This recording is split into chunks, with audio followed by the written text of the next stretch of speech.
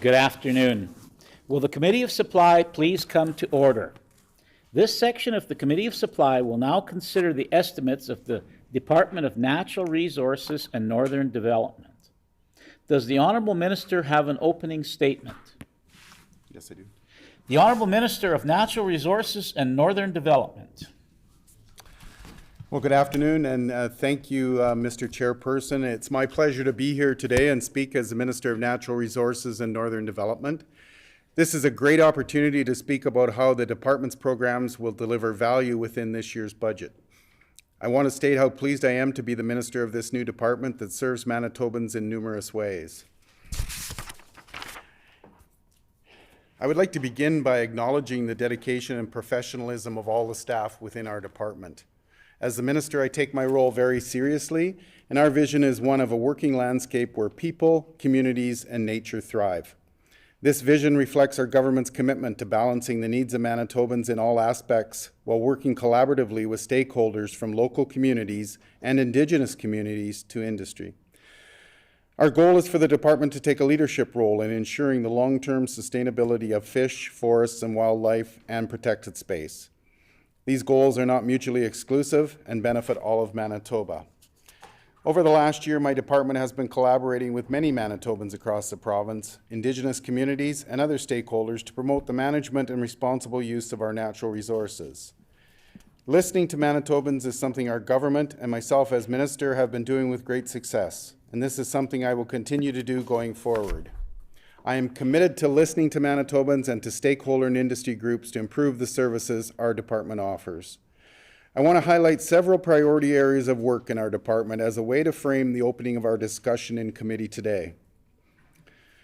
Parks and trails. Provincial parks are special places that play an important role in the protection of natural lands and the quality of life of Manitobans. They play a critical role in conserving ecosystems, maintaining biodiversity, preserving natural, cultural, and heritage resources, and providing outdoor recreational and educational opportunities and experiences in a natural setting.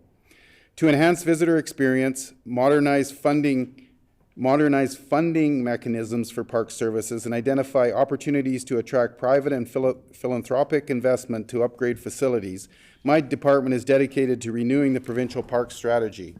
We have also pledged to take a leading role in developing and maintaining a provincial trail network for hiking, biking, snowmobiles, and off-road vehicles, including funding mechanisms, tourism amenities, and the reduction of regulatory barriers that restrict trail development.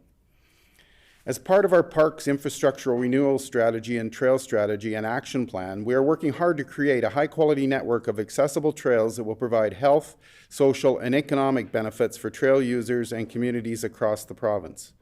Our provincial parks are more than just places to explore and enjoy the outdoors. They are essential for preserving our natural resources, promoting tourism, and enhancing our quality of life. Conservation Officer Service. I want to take an opportunity to acknowledge the service of our conservation officers. These dedicated men and women are responsible for delivering natural resource law enforcement throughout the province, working in regional and district offices and performing their duties on the landscape across our province from Churchill to Virden and everywhere in between. They play a critical role in ensuring the safety and security of provincial parks and protected spaces, managing dangerous wildlife situations, and responding to public concerns. Through their efforts, they protect Manitoba's natural resources and enable all of us to enjoy the beauty of our province's remote areas. Conservation officers protect Manitoba's natural resources and keep our parks, protected spaces, and remote areas safe for the enjoyment of all. I want to express my sincere gratitude for their hard work, which extends far beyond addressing unsafe hunting practices. Their contributions to ensuring sustainable fishing practices and responsible quota management are invaluable. By protecting our natural resources, they are ensuring that future generations will be able to enjoy the same privileges that we do in beautiful Manitoba. Manitoba Wildfire Service. Protecting the environment and our natural resources is a key component of our department. I would like to recognize and express my pride in our firefighting crews and leaders who work tirelessly all spring and summer to protect Manitobans and their property from dangerous wildfires, ensuring that we manage these situations professionally and safely. Our government is fully committed to supporting the Manitoba Wildfire Service and ensuring that personnel are hired, trained, and working cooperatively with other agencies from rural municipalities to Indigenous communities to other provinces. Additionally, the Canadian Interagency Forest Fire Centre, based here in Winnipeg, is a Canada-wide organization that ensures provinces work cooperatively together by sharing resources each year where required, depending on where heavy fire activity is in the country. I am very pleased with this show of partnership across jurisdictions, and I look forward to continued collaboration to protect our natural resources and keep Manitobans safe. Fisheries and wildlife. The Fisheries Branch manages the province's aquatic resources and operates under several key strategies and initiatives, including the Recreational Angling Strategy, Commercial Fishing Management and Certification, Aquatic Invasive Species Strategy, Live Bait Management, and Fish Culture Program. The branch is responsible for ensuring the sustainability and certification of commercial fisheries, monitoring and managing aquatic invasive species, and producing fish for stocking numerous recreational fisheries across Manitoba. The Wildlife Branch is committed to sustainable management practices and protecting threatened species in the province. They work collaboratively with stakeholders to develop a wide range of plans to ensure the sustainability of caribou populations and their habitat while balancing the needs of human activity across the landscape. Additionally, the branch is actively engaged in monitoring and responding to emerging threats to wildlife, such as chronic wasting disease. We have taken action to address the spread of CWD, including increasing funding for their wildlife health program and reviewing surveillance, prevention, and response plans based on specifically rigorous principles. Forestry and peatlands. Moving to forestry, Manitoba's forest sector provides an opportunity to strengthen our northern and rural communities. In recent years, forest product markets have experienced a major upswing. Existing industry has demonstrated a surge in capital investment, and there's potential for new industry development.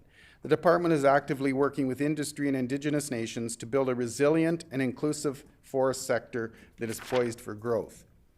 We are working collaboratively with First Nations to increase participation in and share benefits from the forestry sector. Historic revenue sharing agreements have been signed with 6 First Nations to date, and we are in discussions with other nations to share timber dues revenue.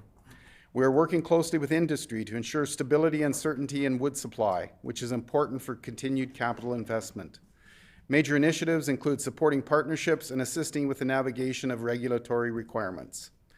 Consultation and reconciliation. We have been working with our Indigenous partners to build relationships and increase participation in all natural resource sectors to ensure everyone benefits. Our government is committed to meaningful consultation processes and renewing our relationships with Indigenous peoples based on recognition of rights, respect, cooperation, and partnerships.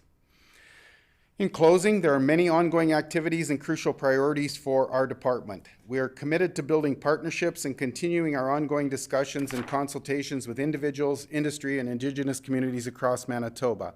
I am excited to continue working cooperatively with all stakeholders to fulfill our mandates and priorities. I want to state again that this is simply a small sampling of our various activities and programs. I look forward to exploring additional details as we discuss our departmental budget estimates. Thank you. We thank the minister for those comments. Does the critic from the official opposition have an opening statement? Yes. The honourable member for Flin Flon. My opening statement will be much shorter than the minister's because a lot of the questions I'll be asking are specific to things that he referenced in his speech. So I just want to say that on this side, we certainly recognize and appreciate all the staff that work for natural resources and recognize the tremendous hurdles that they've had to overcome with shortages of staff and underfunding and all the things that we've talked about many times in the House and haven't really got adequate answers for, and maybe we'll pursue some of those issues today and going forward with this estimates process. So I look forward to the minister's commitment to giving really good answers to the questions so that people of Manitoba understand exactly what some of the plans are going forward and what some of the issues may be that the minister really should be focusing on and getting addressed. So thank you. We thank the member for those comments. Under Manitoba practice, debate on the minister's salary is the last item considered for a department in the Committee of Supply. Accordingly, we shall now defer consideration of line item 25.1 brackets A, contained in Resolution 25.1. At this time, we invite the minister's staff to join us at the table, and we ask the minister introduce the staff in attendance.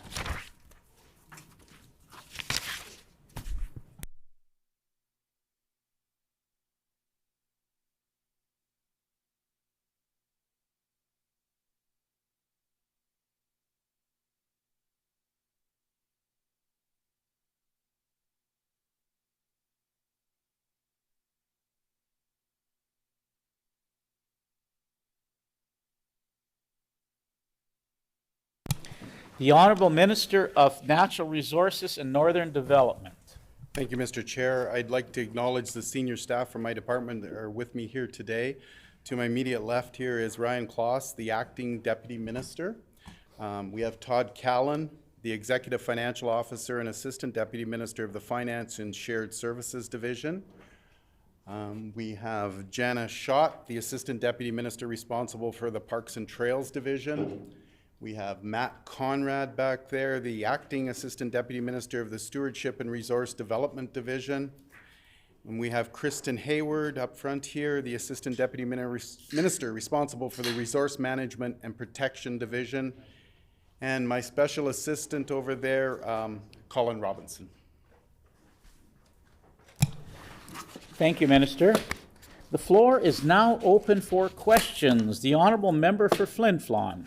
Thank you, Mr. Chair, and appreciate the minister's staff being here to assist him in answering questions, and I look forward to those questions being answered. So I guess we'll start with a few technical type questions, if you will, up front. Can the minister undertake or tell us today a list of all technical appointments in his department, including names and titles?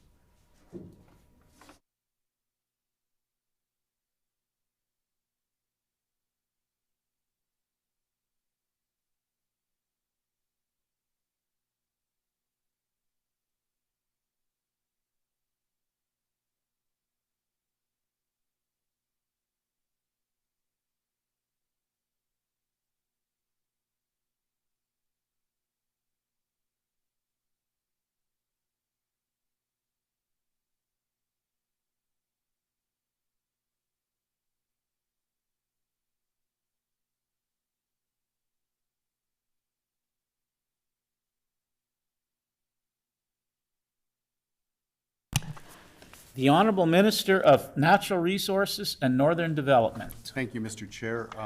Under technical officers, we have Acting Deputy Minister Ryan Kloss. We have Special Assistant Colin Robinson, and my Executive Assistant Cameron Wood. The Honorable Member for Flin Flon. I thank the minister for that. Does the minister have an organizational chart that lists all employees and program areas that he can share with us?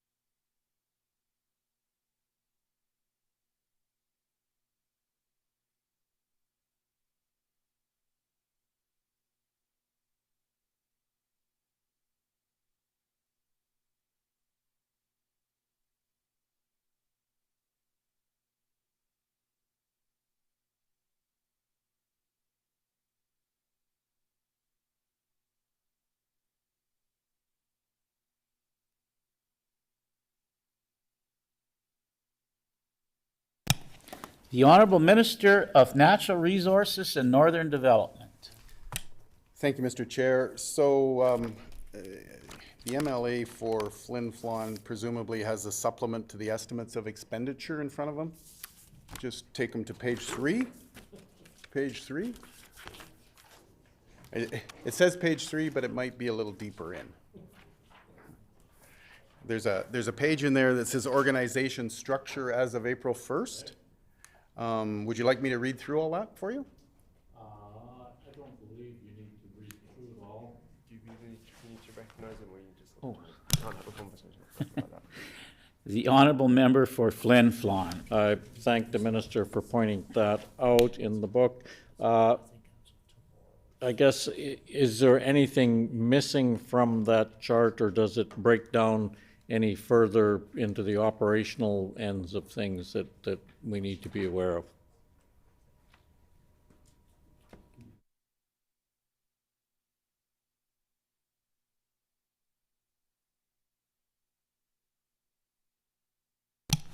The honorable minister of Natural Resources and Northern Development. Thank you, Mr. Chair. No, I believe this chart reflects our current organizational structure. The honorable member for Flin Flon. So somewhere throughout the estimates book, does it list or show all the employees and program areas that the minister is responsible for? Just as an example, I see there's a box that says parks, but is there a more comprehensive showing for who all works as part of that division? Is there different divisions within the parks thing itself? And that would hold true for some of the other departments as well then.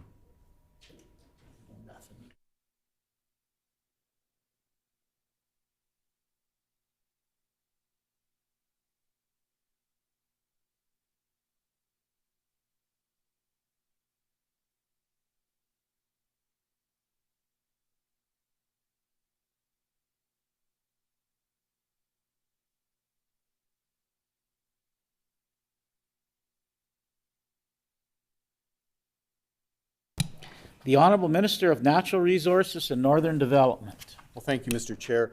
I don't have a breakdown of employee names. I do have a breakdown of full-time equivalent employees by department. Under Parks and Trails, we have 156.15 full-time. Manitoba Wildfire Service has 58.2 full-time equivalents. Resource Management and Protection, 207. Stewardship and Resource Development, we have 90. And in Finance and Shared Services, we have 22, for a total of 533.35 full-time equivalent employees.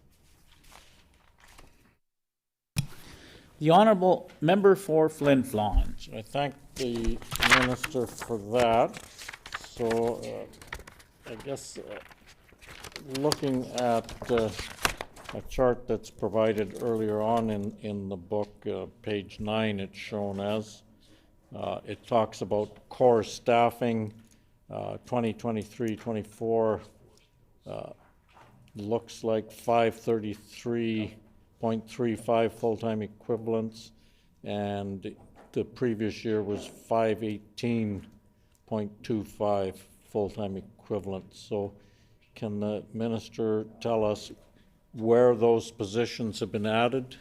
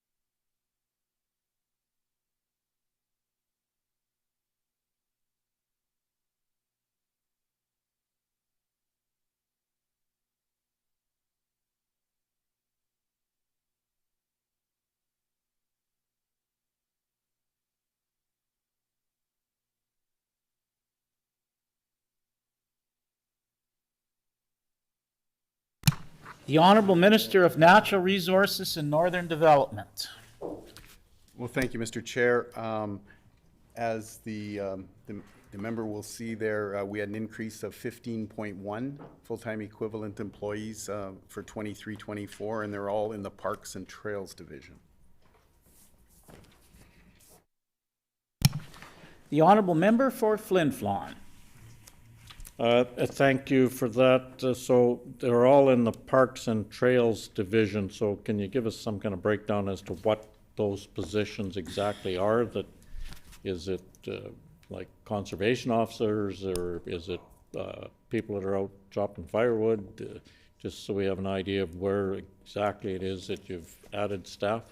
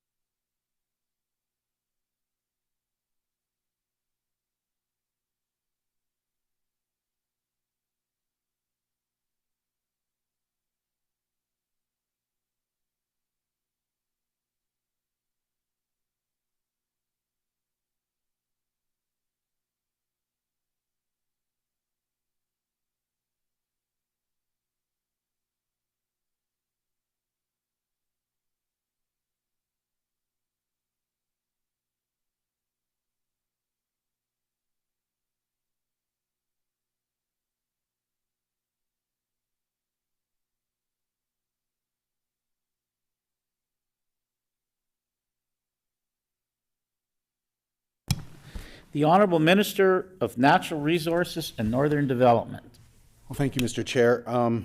Not reflected in the 15.1 increase in Parks and Trails is we have 7.5 full-time equivalent seasonal positions to staff yurts at Childs Lake and at the Nutmeg Museum, and to be park ambassadors. We have 6 full-time FTEs to implement the new park strategy. 2 of those are for help with the capital projects over our planned capital expansion here and in our endowment fund project. And we also have a couple for creation of strategic leadership positions for the division. We have a few more doing marketing and branding, data analytics and statistical analyzing. We have 2 for park host and Indigenous partnership relations. We have a standards and training coordinator. We have a senior park interpreter for Indigenous programming. And we have a head of recreation that's going to lead strategic planning and policy development for directing outdoor recreation programming in our parks. The Honorable Member for Flin Flon. I thank the minister for that. Some of the titles that he's given were there, but there's new people hired. There was numbers associated with them others there was not. So can the minister give us that information as to how many of each position that he's listed are new hires?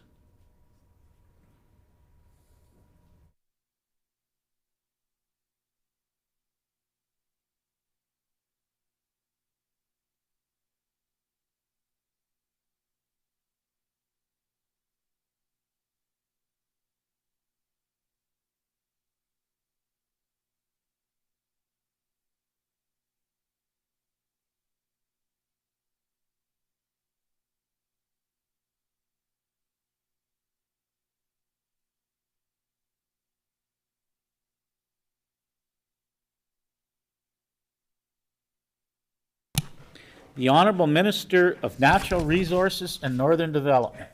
Well, thank you, Mr. Chair. I just want to reiterate that these are new positions, 15.1 new full-time equivalent positions. You wanted numbers for each particular position. Well, in the park strategy, capital, and coordinating permissions in parks, there's 6 new full-time FTEs in there. 2.1 for strategic leadership positions to enhance our, to lead projects basically from start to finish and work with our stakeholders, Indigenous communities, and other levels of government. We have 1 that's the marketing and brand lead for promoting Provincial Parks brand. To liaise with Travel Manitoba, regional destination marketing organizations, conduct market research. We have 1 to take a look at all of our data and gain new insights into client behavior, better forecast demand for services, and potential impacts to revenues, and help us measure all that. 2 full-time equivalent as park host and Indigenous partnership relations, like I said. 1 for park standard and training coordinator, 1 for senior park interpreter for Indigenous programming, and 1 head of recreation. Those positions are all in the process of being classified and filled. The Honorable Member for Flin Flon. Unfortunately, I can't quite write that fast, so I'll have to go back and review answer to grill the minister further on these positions. So a lot of these positions are not in the field type. They're more the management end of things that is dealing with different things. It's not people actually in the park. The minister did talk about some 7.5 seasonal positions. Is that new positions, or is that positions that come up every summer type of thing, or every season, depending on what the season is?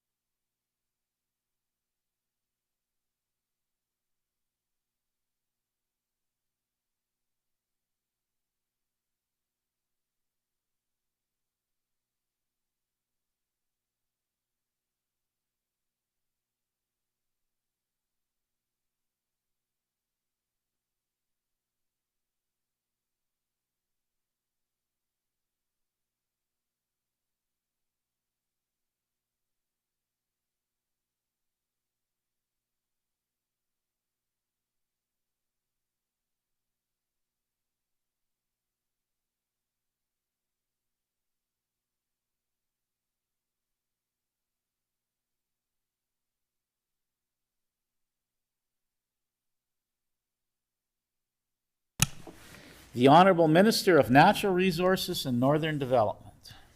Thank you, Mr. Chair. Yes, I'm pleased to confirm that the 7.5 seasonal positions are new on top of what we've had in the past. Again, they're to staff yurts up at Childs Lake and work at the Nutmeg Museum, and also as park ambassadors to focus on customer service for our park clients at some of our busiest parks. As far as the other positions, I think that, we're still in the process of determining where those positions will be in Manitoba. I don't want you to get the opinion that they're all going to be at the head office here in Winnipeg. As I said, for some of them, I mean, they're going to be out and about. For example, an interpreter for Indigenous programming may be out throughout Manitoba at parks, visiting parks and working on programming in parks. Our head of recreation, I mean, they're going to plan outdoor recreation in parks, so it would lead me to believe that they're going to be out and about in the parks, liaising with staff in parks to help them make the parks a more attractive and better place to be.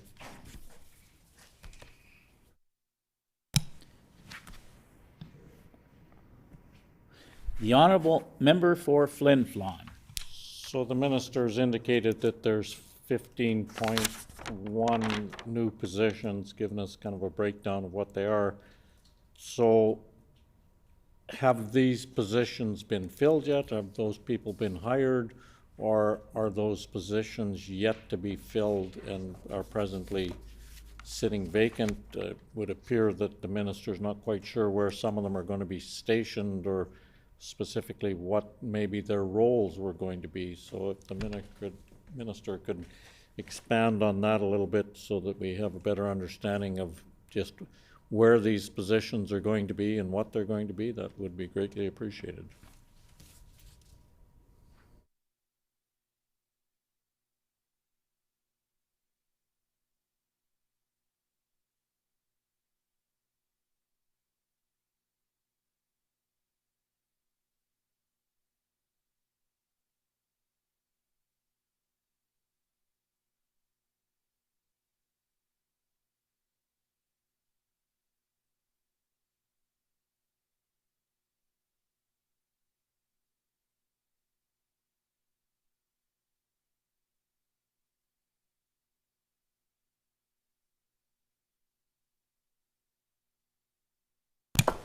The Honourable Minister of Natural Resources and Northern Development. Thank you, Mr. Chair. As the member will appreciate, the new fiscal year started April 1st. These are 15.1 new positions for this year. We're currently in the process of classifying them, getting these positions ready to put out there for applications. We're going to undertake recruitment, and work is still underway, like I said, as to the best use of these positions in terms of location and where we get the best bang for the buck with the positions we have to ensure that that we create the best possible visitor experience for Manitobans when they're visiting provincial parks. That's the number one goal of these new positions, is to help with visitor experience and to help us with our capital expansion plans in terms of more facilities in parks, modernized facilities, and so I just ask the member to just understand that, in government, you have to classify these positions, you have to advertise them, of course, and then there's a selection process. So that's all underway now. We hope to have them in place. Obviously, our park season is predominantly in the summertime, so we need to have these positions filled here in the next short order.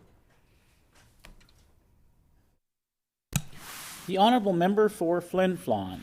So I'm not sure, all the parks may not be the same, but I believe a goodly portion of them, May long weekend is kind of like opening season, and the minister hopes to have some of these positions in place to assist with parks this season, and yet none of the positions have been filled. The minister hasn't even determined for sure what these positions are going to be, doesn't know exactly what they're going to get paid at yet, and has to go through the entire hiring process before anybody actually shows up on the job. So any thoughts the minister might have on when all of this that he's just explained will be accomplished?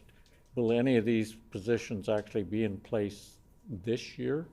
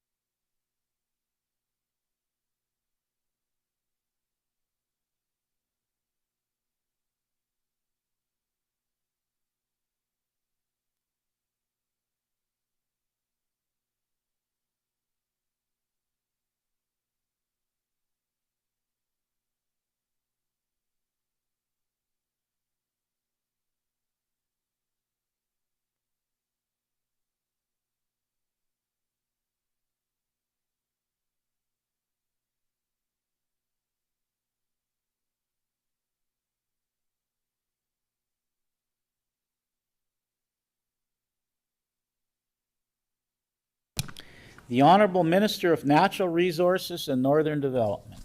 Thank you, Mr. Chair. Well, I certainly want to assure the member that we're doing our best to get these positions filled. They were just approved in the budget. Like I said, we have to classify them, we have to advertise them, and we're recruiting. Obviously, we want the seasonal positions in place as quickly as possible. They're the ones that are out in the field immediately. A lot of the other positions will interact with stakeholders and things like that. So, I mean, we're doing the best we can on them. I would certainly hope that the member would be excited that we've added 15.1 positions to our staffing rather than cutting staff. You know, we're adding staff to create a better experience in the park. So just ask his patience in terms of hiring. I think he understands the labor shortage in the world, not just in Manitoba here. We're competing against a lot of other entities looking for employees, and we need to go through the proper procedures of government to get our employees, and just want to, you know, to tell the member, my department's certainly doing the best they can to fill these positions. The Honorable Member for Flin Flon. I appreciate that the minister may be doing the best he can. I just wanted to make sure that we understood that these 15 positions don't presently exist with human bodies doing the work, that's somewhere down the road, and some of them may happen soon, others, who knows when. If the time you go through the hiring process and all the rest of that stuff, it could be in time for park season this year, it might be sometime this fall, it might be next year. So I just wanted to be very clear that when I look at the estimates book and it shows that there's 15.1 more full-time equivalent positions, those positions are on paper only at this point in time. There's nobody in those positions. There's no extra people been hired. The rates of pay haven't been established. The duties for those positions may or may not be established yet. And certainly the hiring process, I understand, does take some time to accomplish that. I just want the minister and anybody who may be listening or following along understand that those positions are not actual new hires at this point in time. They're proposed new hires. The Honorable Minister of Natural Resources and Northern Development.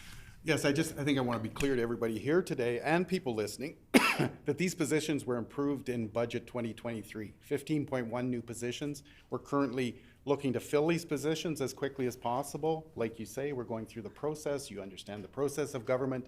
And, you know, my hope is we'll fill all of these as quickly as possible. The Honorable Member for Flin Flon. So can the minister give us a complete list of all the current vacancies and include in that list which departments are responsible for those vacancies?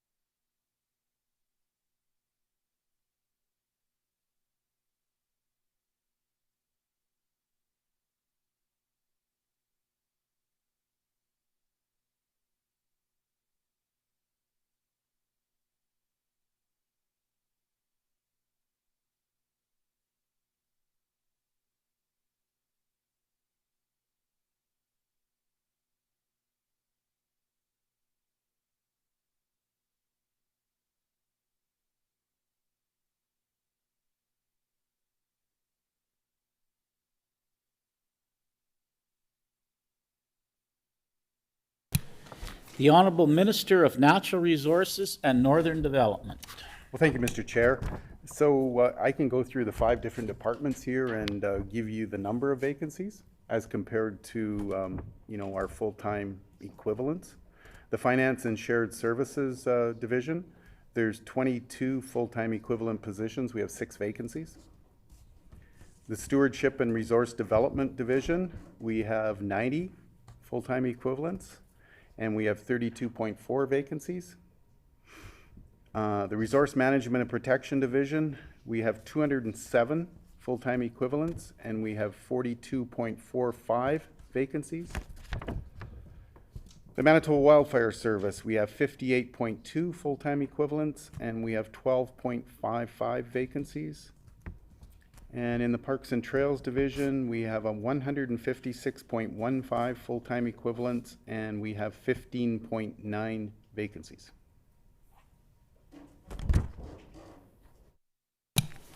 The Honorable Member for Flin Flon. I thank the minister for that information. So some of these numbers are reasonably high, like 42.5 or 42.45, excuse me, vacancies in a department. Is it the minister's intention to fill all of these vacancies, or they plan to leave a certain percentage of them empty?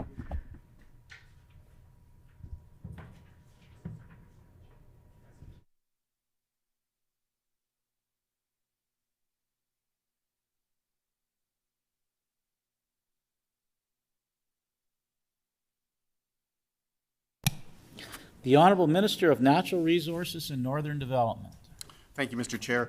Well, certainly, in order to, fully implement all of our resource management and things like that, we need these full-time equivalents or we wouldn't have them. So certainly, we're trying to fill all these positions as quickly as possible. At any given time, there's likely a few vacant, and we're trying to actively fill them. Work is underway all the time with human resources to advertise, interview, and try to fill these positions. But like I said before, there is a worldwide shortage of employees, and some of these positions are specialized positions, either in the wildlife area, fisheries area, the finance and shared services area. We're competing with a lot of different entities for employees, and so again, like I say, our department certainly wants to see all these positions filled, and we're working with human resources to do that. The Honorable Member for Flin Flon.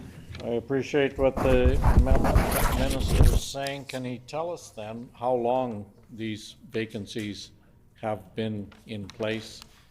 How many years?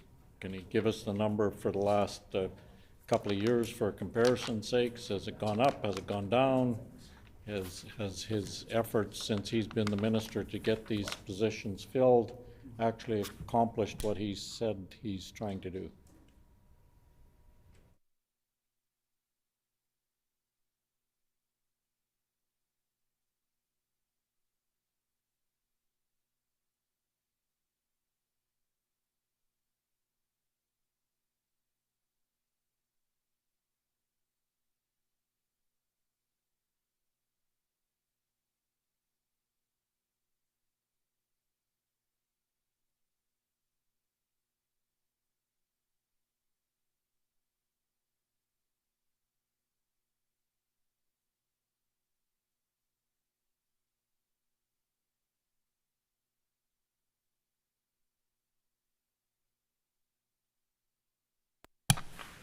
The Honorable Minister of Natural Resources and Northern Development. Thank you, Mr. Chair.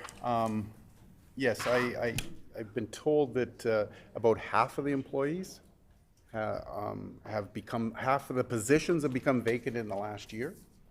Like I say, work is always underway to fill positions as they become vacant, but, we're doing the best we can. So that's... The Honorable Member for Flin Flon. Well, thanks for that. I find that answer somewhat troubling, that the majority of the vacancies that the minister is talking about have occurred in the last year. seems that must be a reason why that's happening. Is it everybody all of a sudden reached retirement age and left, or is there something else going on? Is it shifting the department around that caused upset, or there has to be some reason? Has the minister identified the reason why some pretty large vacancies in some key positions, by the looks of it, within his department?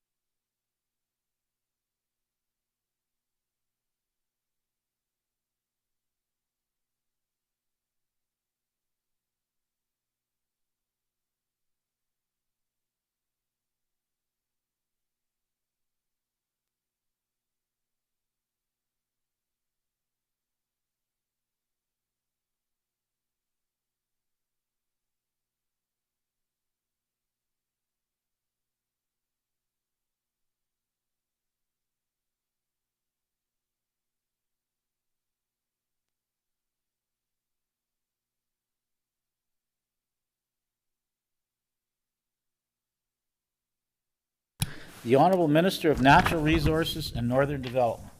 Thank you, Mr. Chair. I don't think that government is any different from major companies that always have attritions with employees coming and leaving, or coming and going.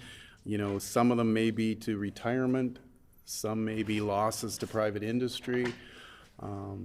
Like I say, we're actively trying to recruit, and you know, there's certainly no intent on our part to leave these positions vacant. We encourage people to apply for these positions, and you know, we won competitions all the time looking for these looking to fill these positions. So there's no big secret here as to why people are leaving or anything. I mean, baby boomers are retiring, so I would assume that would be a large portion of people retiring.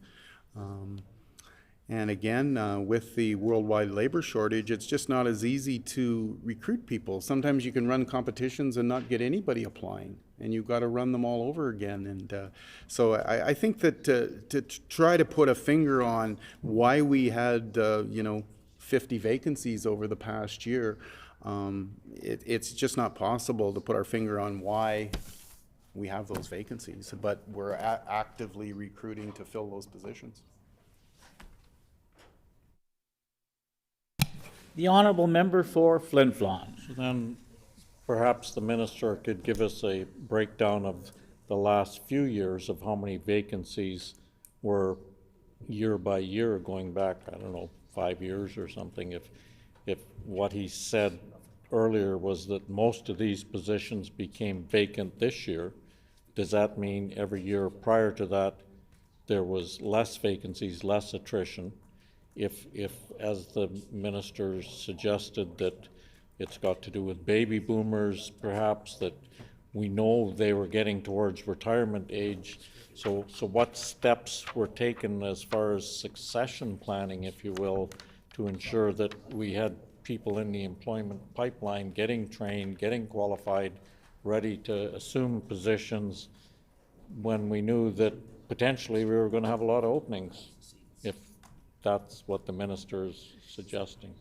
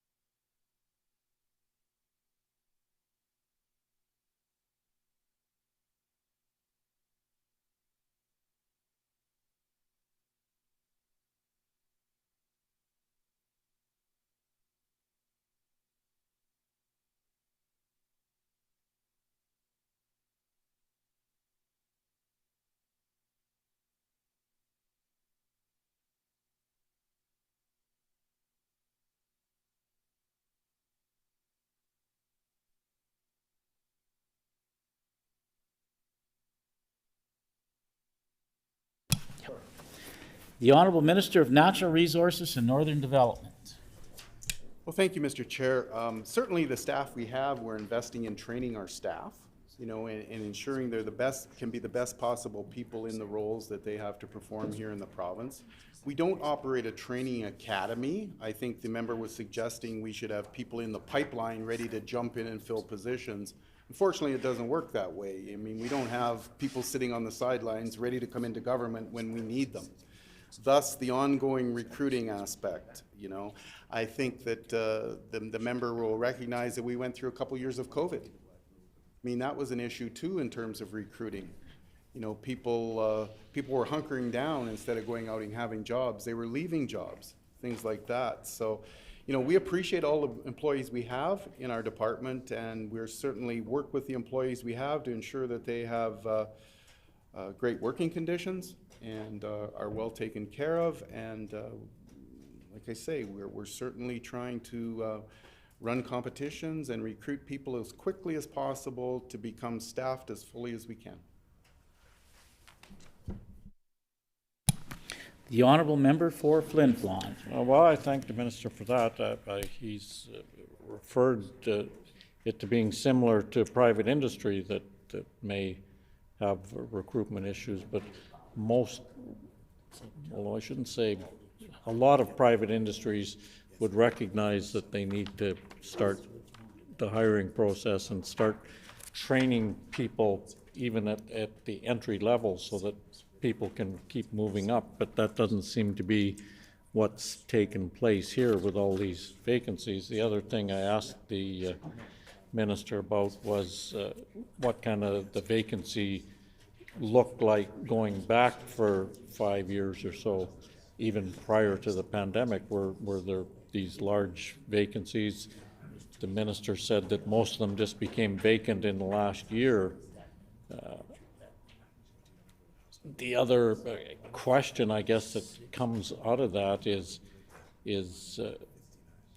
has the actual budgeted number of full-time equivalent positions in each of those areas been reduced?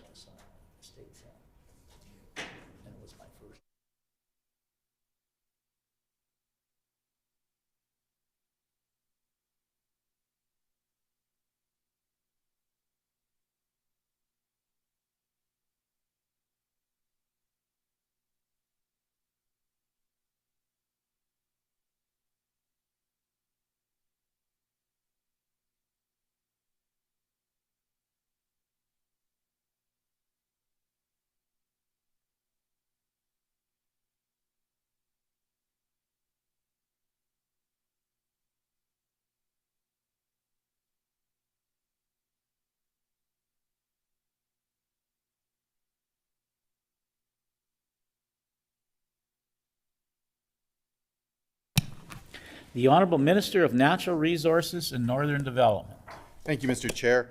I think that you will note by the budget documents that there's been no decrease in full-time equivalent employees year over year. In fact, there's been a 15.1 full-time equivalent increase in employees.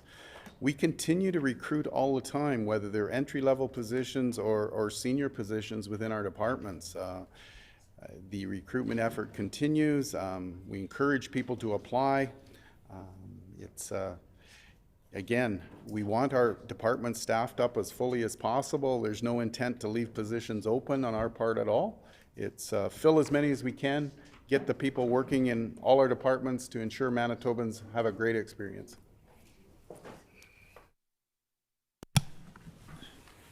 The Honorable Member for Flin Flon. Something that the minister said at some point earlier in time about conservation officers, that there was a number of them that were hired maybe isn't the right word, that were somewhere getting trained so that they could be hired. Perhaps maybe the minister could talk about that a little bit. Is there people actually getting trained so that they can become conservation officers, or is that a number like this 15.1 that's going to be someday?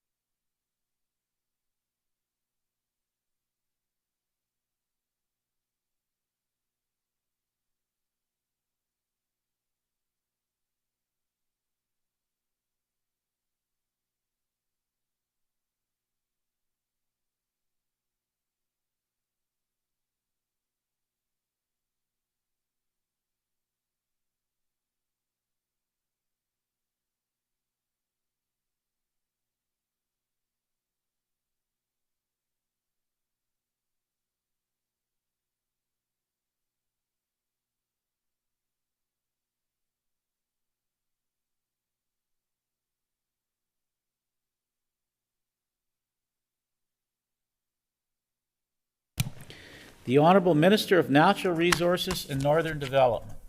Well, thank you, Mr. Chair. I'm certainly glad to see the members' newfound interest in conservation officers here in Manitoba, because for the longest time, they were, I don't know what to say, treated as second-class citizens, but they certainly weren't put up as the true active third largest law enforcement agency in Manitoba that they are. So I appreciate his interest in conservation officers, because I have a real passion for increasing our conservation officers here in Manitoba and ensure that a lot of the offices that had to be closed because lack of staffing perhaps can be opened here in the near future once our training and recruitment ramps up even more.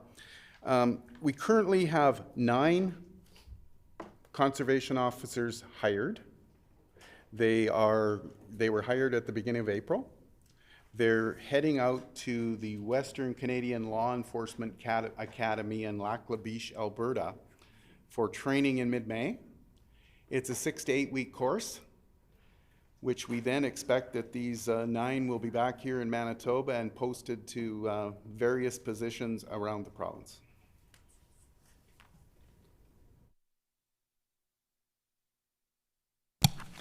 The Honorable Member for Flin Flon.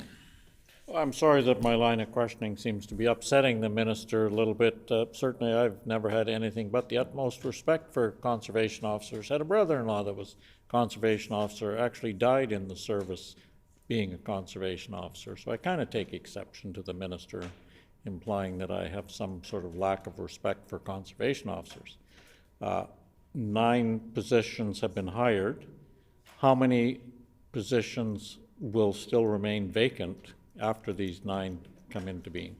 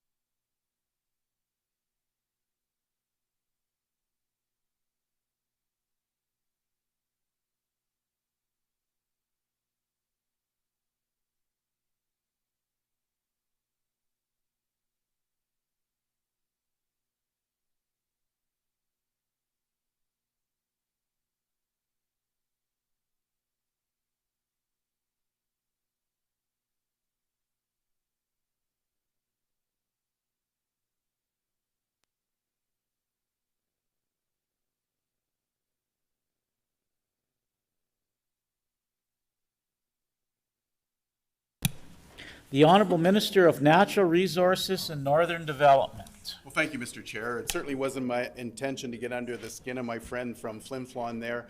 I know perhaps he wasn't part of the previous government, but under the previous government, the Conservation Officer Service experienced a real decline, with many offices being closed across Manitoba, and no one out there protecting our great natural resources, but I don't want to lump him in perhaps with that, but I think his previous government, he might admit, didn't pay as much attention to the conservation officers as they should. I just want to clarify my earlier remarks. I said 6 to 8 weeks. It's 16 weeks of training at Lac La Biche, Alberta. So in 4 months, we hope to have them back here in the field and out posted to district offices. Now, we still have more work to do.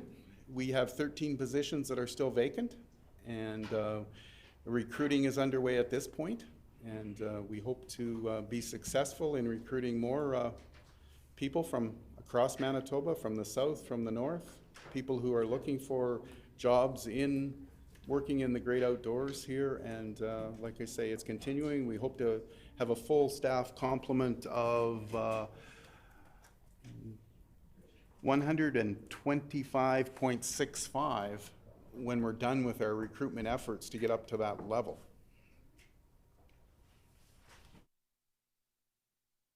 The Honourable Member for Flin Flon. So the ministers talked a little bit about the efforts they're putting into recruiting, particularly conservation officers. A conservation officer in the province of Manitoba gets paid dramatically less than a conservation officer even next door in Saskatchewan. And I suspect that there may be some draw for people once they get trained even to take off and go to Saskatchewan. Does the minister have any plan to actually have wages that are competitive with other jurisdictions so that we can hire and retain conservation officers?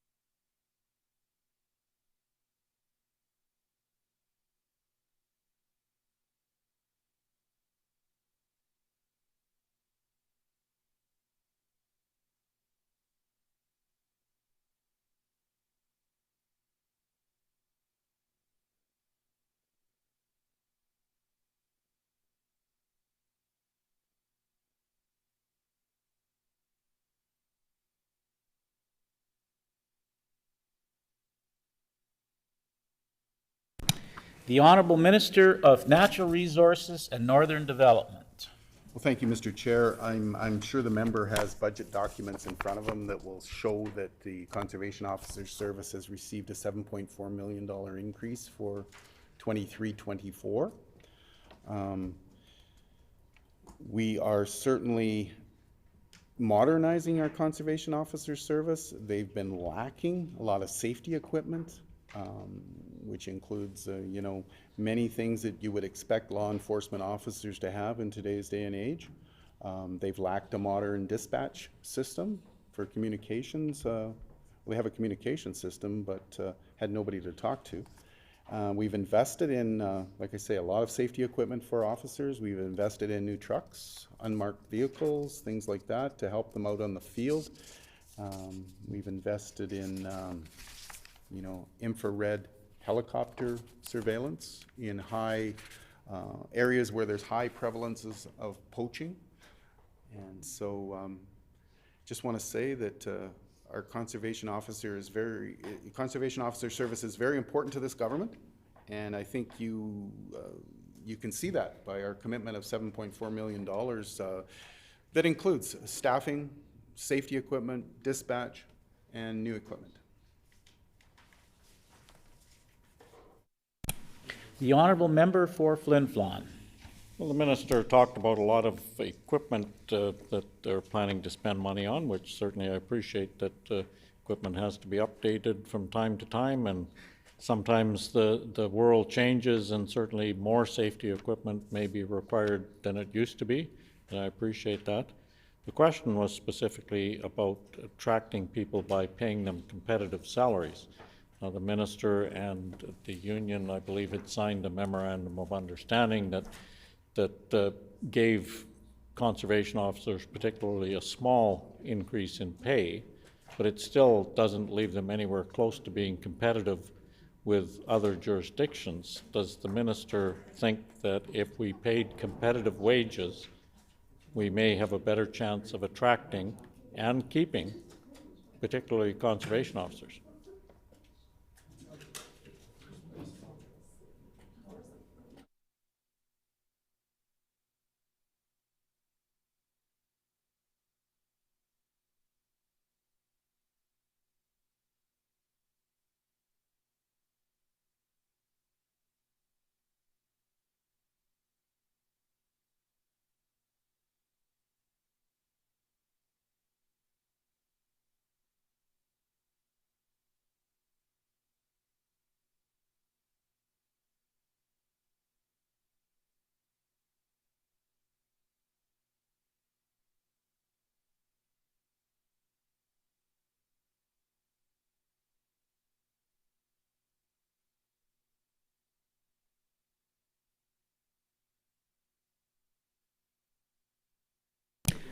The Honorable Minister of Natural Resources and Northern Development. Well, thank you, Mr. Chair. I think to the member's point there, I think there's no doubt that, you know, salaries in any profession have to be competitive to attract people and retain people. And, you know, the members' party, when they were in government, they had 17 years to, you know, he mentioned Saskatchewan here. I'm certain Saskatchewan was here over the past 17 years too, that he could have compared wages and got conservation officers up to perhaps closer to where Saskatchewan numbers should be. Our government's committed to, you know, to enhancing our conservation officer service, but we also respect collective bargaining. You know, I think the member obviously knows that this particular unit is in collective bargaining. Order, please. This section of Committee of Supply will now recess to allow the House to consider a leave request. Committee recessed.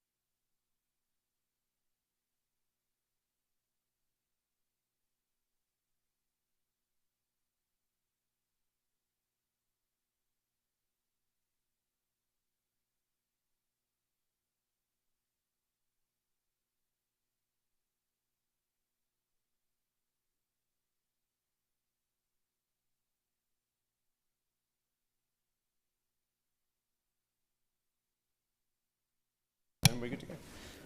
I will now be calling this section of Committee of Supply back to order. The Honorable Minister of Natural Resources and Northern Development. Well, thank you, Mr. Chair. I think I basically answered the member for Flin Flon's question. Just that, you know, we respect the collective bargaining process. Conservation officers are represented by a union. And my understanding is their contract is up and they're currently working on a new agreement. They're one of, I think, 96 bargaining units within the union, and we'll respect the bargaining between the union and our government. The honourable member for Flin Flon. I thank the minister for that, and I certainly do respect the collective bargaining process, and I understand the minister and the union came to an understanding to allow some kind of memorandum of understanding that allowed the payment of a small increase in wages. So I suspect the union wouldn't have said no to a bigger increase in wages in the interim while collective bargaining was taking place. I'd be shocked if they'd have said no. Having gone through processes similar to that back in the days when I was part of negotiating committees, I know that unions did accept interim increases in pay, recognizing that workers needed to be attracted and kept. So I think the minister could have done more with that memorandum of understanding, and having spoken to the union, obviously to take whatever they can get at this point in time to try and help members keep food on the table. But more could have been done, I believe, in the interim if the minister was truly serious about making sure that the members, particularly conservation officers, were shown the respect they deserve, and were the minister serious about making sure that he was doing everything within his powers possible to attract and keep conservation officers here. So I think we'll move on a little bit from those discussions. We may come back to them again, because I believe I have some more questions about some of these other positions within this department that are perhaps lacking, so we can get more clarity at some point on those. But in the interim, let's talk a little bit about fishing. The minister is also responsible for the Department of Fisheries in Manitoba, and commercial fishing, sport fishing, all those kind of things. So can the minister tell me when the last time an actual, what's the term I'm looking for here, a survey was done, particularly on Lake Winnipeg, looking at the sport fishing seasons in particular for walleye?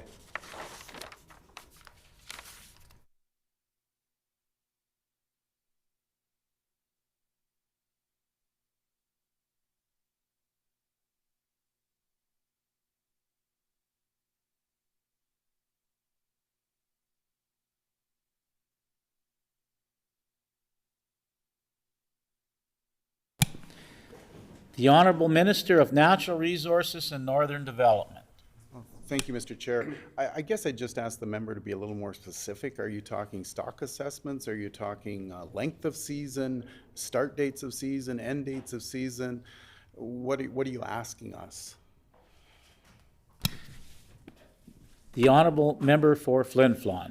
Well, I would assume that somewhere throughout the course of time, there's various surveys that are done that do address a lot of those issues, or attempt to at least identify if they are issues, as far as when the season should start, when it should end, the number of fish in a limit. The reason I ask that question is I've been getting some, particularly related to sport fishing, that some people have seemed to notice that of late, in the early part of the season, they're seeing a lot more walleye that are full of eggs, and maybe suggesting that maybe the season should be different, close longer, whatever. So they were wondering, particularly, when the last time a survey was done, and again, it's specific to Lake Winnipeg, but there may be other lakes that have similar issues. Maybe these things are related to global warming or any number of other issues. So just when was the last time any kind of survey that looked at those issues? When was that done for Lake Winnipeg?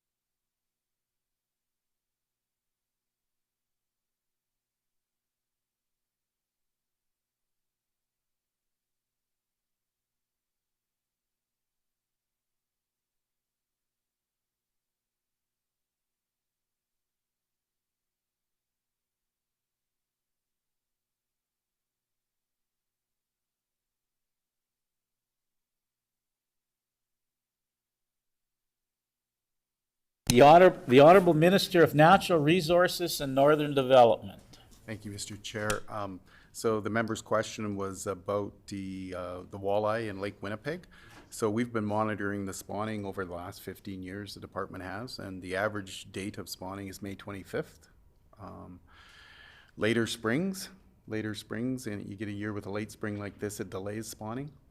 So we have a 2020 estimate of the Lake Winnipeg walleye stock at 8,906 tons, and indications at that time were that the stock is increasing.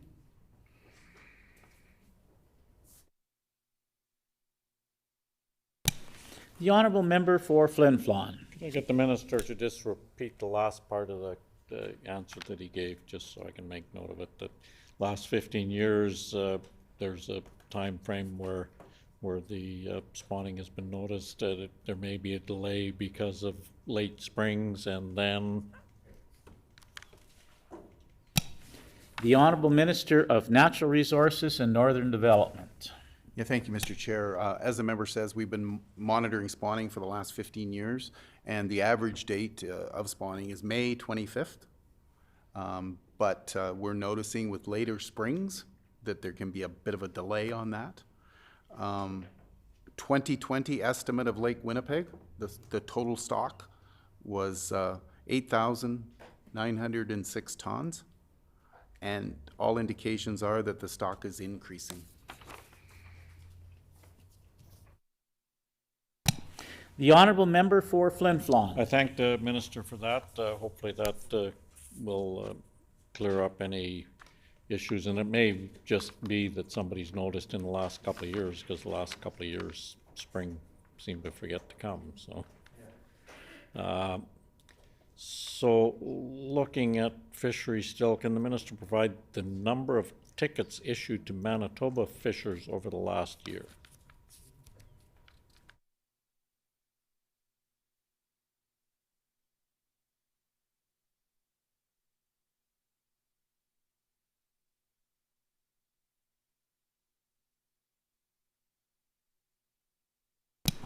The Honorable Minister of Natural Resources and Northern Development. Thank you, Mr. Chair. Is the member looking for recreational angler tickets? Okay.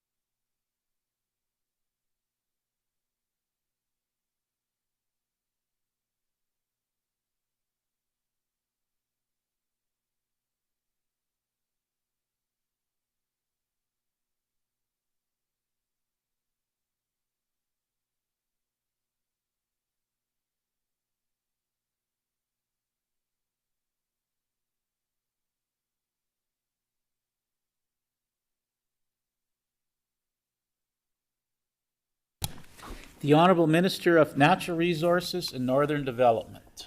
Thank you, Mr. Chair. 354 violations under the Fisheries Act in the last fiscal year.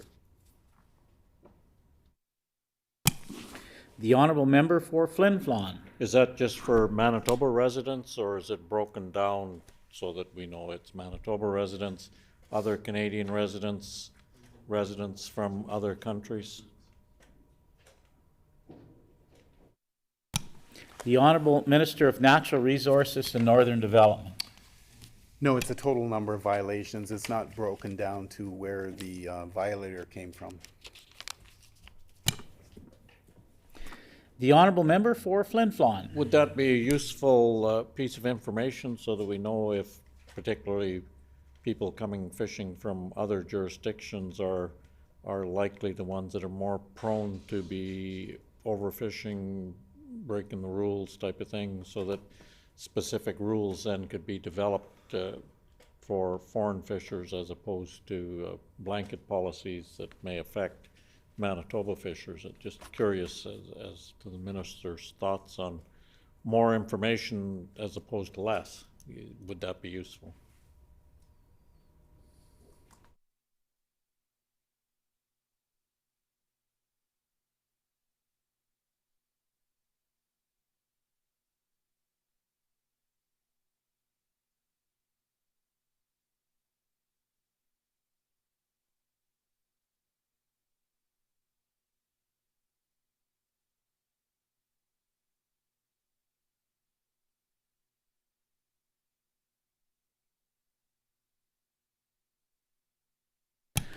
The Honorable Minister of Natural Resources and Northern Development.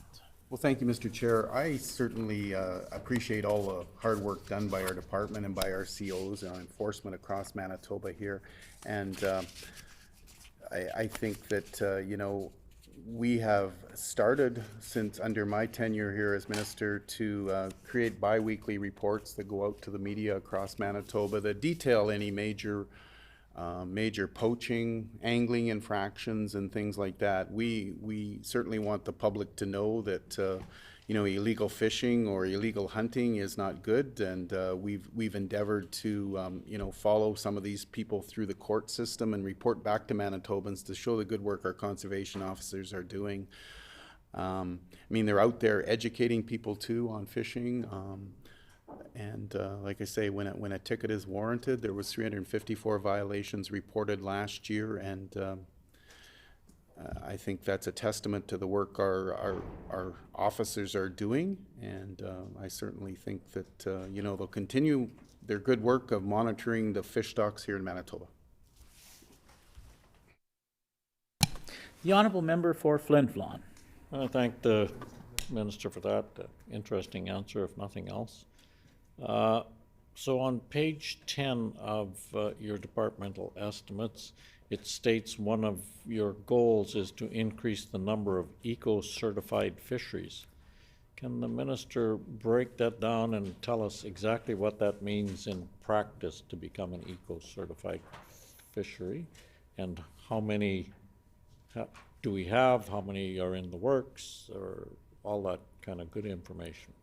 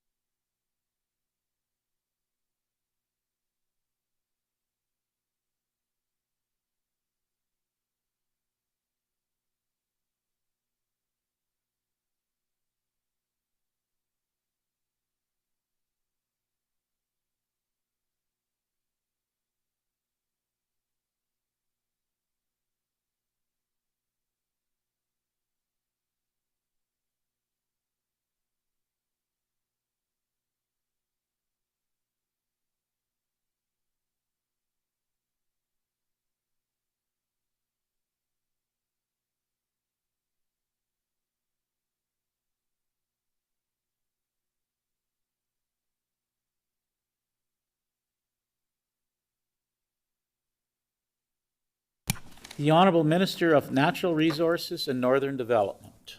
Thank you, Mr. Chair. Eco-certification is certainly going to be very important for our commercial fishing industry. It's important today. It's going to be even more important tomorrow. The buyers, the worldwide buyers out there are looking for the stamp to make sure that, you know, the product that restaurants are buying and the public's buying out there, there's certainly more people discerning they want eco-certified fish. So to the member's question, the Waterhen Lake is eco-certified. And I was pleased this year, since I became minister, to congratulate Cedar Lake on becoming eco-certified in the north.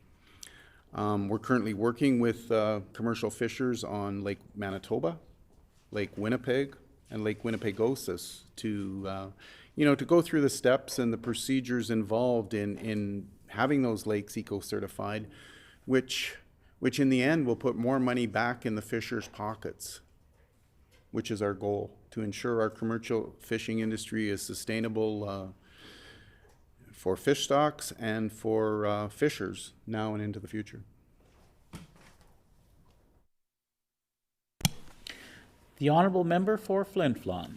Thank you, Mr. Chair. So the minister talked about some of the lakes that he's hoping to become eco-certified.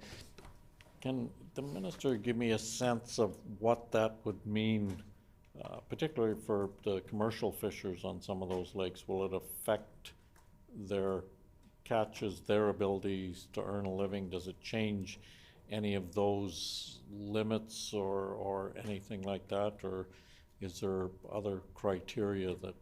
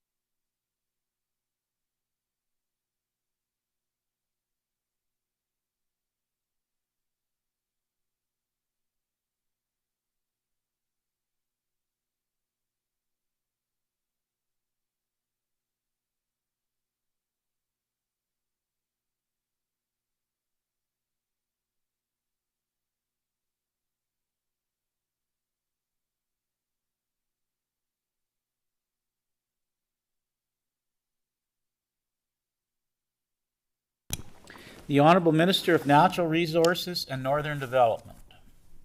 Thank you, Mr. Chair. Certainly our department is always monitoring the stocks and the health of lakes and things like that. And, you know, just because a lake is eco-certified, that work is not going to change. I have no reason to believe that there's going to be any changes to quotas or to anything like that moving forward. Our two eco-certified lakes right now, Cedar Lake and the Waterhen, there's been no changes up there. The goal of eco-certification is to let the industry and the public know that you know, these fish are fish and our stocks are sustainable moving forward, and that fishers are using the proper practices when catching these fish. And you know, in the end, we'll provide more dollars back into fishers' pockets to create a better livelihood for fishers on our Manitoba lakes. The Honorable Member for Flin Flon. will there be changes in fishing equipment required by some of these commercial fishers in order to get that eco certification for the lake? Is there specific things that will cost them money in order for that lake to get certified? And if so, is there any thought being given to how those costs will be recouped or covered or looked after?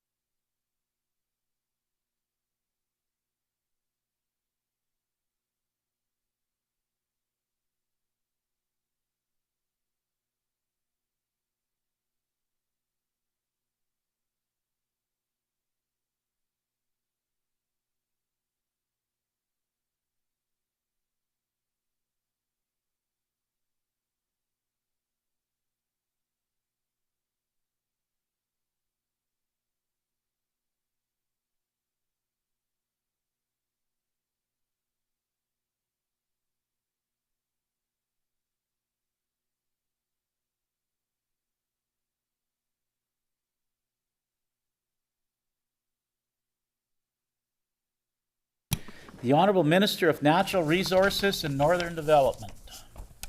Well, thank you, Mr. Chair. I think the member will note that a few years back, we had some changes to net sizes. here in Manitoba. And I mean, net sizes are used to manage fish populations here in the province. And, you know, there's been no changes since that initial change to net sizes. Fishers have adapted to that. And like I said before, our fish stocks are strong based on the 2020 survey and then the estimates moving forward here. We certainly don't want fishers to bear the brunt of eco-certification. That's why we grant money to the International Institute of Sustainable Development that manages a sustainable fisheries fund every year. Now that fund can be accessed by commercial fishing groups, I guess individual fishers if they're not part of groups, and it allows them to liaise then with the eco-certification body, work with them, do their own stock assessments if they like to determine the stocks in their particular area that they fish, and to collect data that's going to be needed, you know, as part of the eco-certification process. So apparently we're one of the only provinces in Canada that provides funding like this to fishers to you know, to participate in eco-certification, which again, in the end, is going to put more money in their pockets. The honourable member for Flin Flon. So can the minister tell us how many consultation meetings he's had with each different fishing group from the commercial fishing end? Because I'm learning more about this file as I go, because it's relatively new to me, but I know there is several different groups that have potentially different wants, needs, and desires depending on where they are on particularly Lake Winnipeg. And so I would assume that you will have to meet with all of them and try and figure out the right answer and make sure you've heard what they've had to say and all those kind of things. So can the minister tell us how many of those have taken place?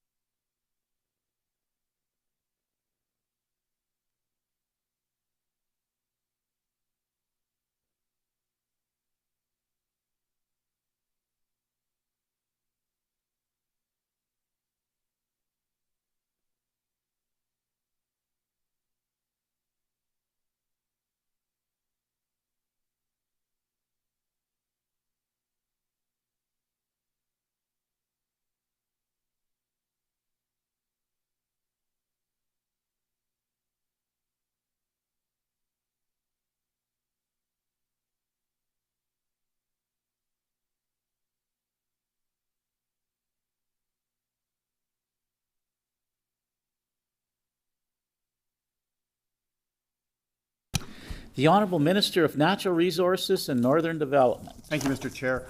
I can't give the member an actual number of groups I've met with. I think the member will appreciate maybe as he's learning this file is that there's a number of groups of fishers out there representing different areas. There's smaller groups, there's bigger groups. What I can tell the member is I haven't turned down a meeting yet with any fisher group that wants to meet with me. We've had some introductory discussions. A lot of the heavy lifting on this eco-certification is done by our fisheries staff out in the field, liaising with these groups, you know, on a day-to-day basis, weekly basis or whatever. These groups are well known to our staff and vice versa. I'm always open to meet with these groups, so if they have any concerns, I think, you know, any of the concerns I did hear from them was in terms of, you know, what it would cost them for eco-certification. And again, I addressed that in a previous question about how we have the Sustainable Fisheries Fund, that we work with these entities to ensure that, you know, finances is not a barrier to eco-certification. The honourable member for Flin Flon. I thank the minister for that. I look forward to, as I go along here, talking to some of these different groups and just making sure that they have the sense that they've been heard, listened to, and And ideally, it'd be nice if they talk to each other too, and I'm not sure if that always happens the way it should either, but hopefully, as we go, we can make some of that happen.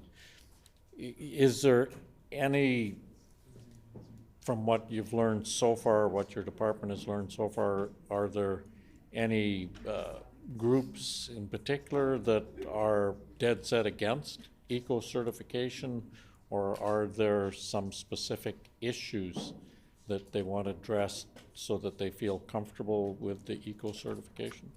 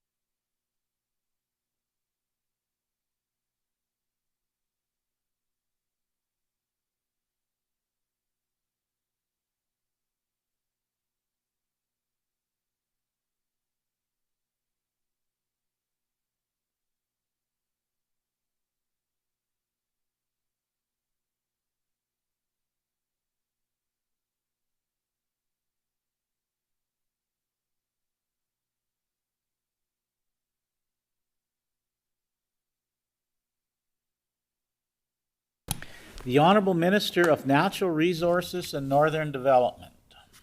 Thank you, Mr. Chair. I certainly don't want to speak for the fishing groups here in Manitoba. What I can tell you is I met with these groups and we shared information.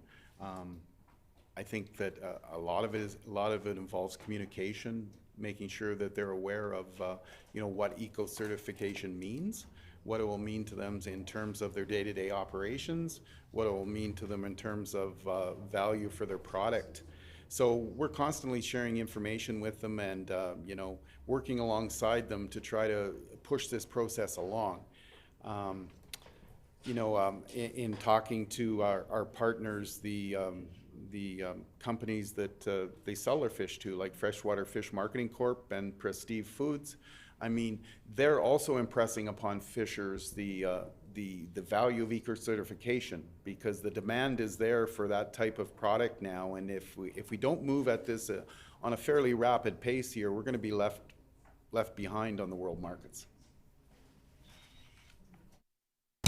The Honorable Member for Flin Flon. I appreciate that. I just think it will go much smoother for everyone if everybody feels like they've been properly listened to and any issues that get identified are addressed, maybe not 100% the way people would like them, but at least that they feel that they've been heard and that there's been some movement to make sure that, and education obviously is going to be a large part of it, to make sure that all the different fisher groups understand the importance of it and how it's going to affect them and what their role is in it and all those kind of things. So I think that would be the end of my questions for fisheries for today at least, and then we will move on to forestry perhaps.